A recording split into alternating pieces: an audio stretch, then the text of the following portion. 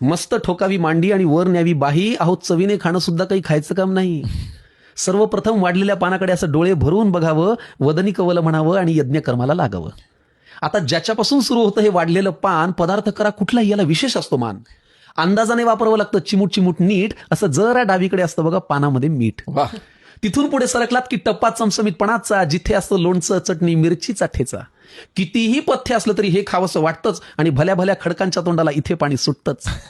चटण्या म्हणाल तर जवस, कारळ, लसूण, शेंगदाणा, आंबा लिंबाच्या लोणच्याचा चाटावा चवदार बाणा. हा ठेचा आयुष्यात जेवढ्या खाल अनुभवाची साठवण होते, पण ताटातला पोटात जास्त गेला की सकाळी मात्र आठवण होते. क्या बात आहे. आता जिच्यासाठी चाले सगळा प्रपंच, धंदा, नोकरी, पानाच्या अगदी मधोमध ती पोळी आणि भाकरी. गोल गोल गरम गरम अशी आईनेच पानात वाढावी, पापुद्रा काढून आतली खमंग वाफ आपण काढावी. मग मनसोक्त जेवणाऱ्यांना मुळी नसतं डाएटचं कारण इथून पुढे येतं पानात ते चिंच गुळाचं वरण. मग बाजूला कोण याची चिंता आपण का करावी, अशी वरणात पोळीत कुस करावी आणि फुरकी मारावी. किती छान. याशिवाय हे बिचारं पोट काय दुसरं मागतं. हा पण चांगली भाजी करायला मात्र कौशल्यपणाला लागतं. चिरलेली, निवडलेली, वाफवलेली किंवा भरलेली. काहींच्या घरी तीही पण असते हो, कालची थोडी उरलेली.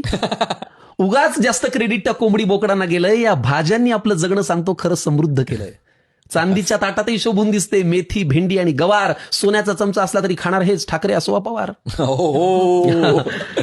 मग पुढे एकदा पोट भरलं की सुटतं हे अवघड जगण्याचं कोड.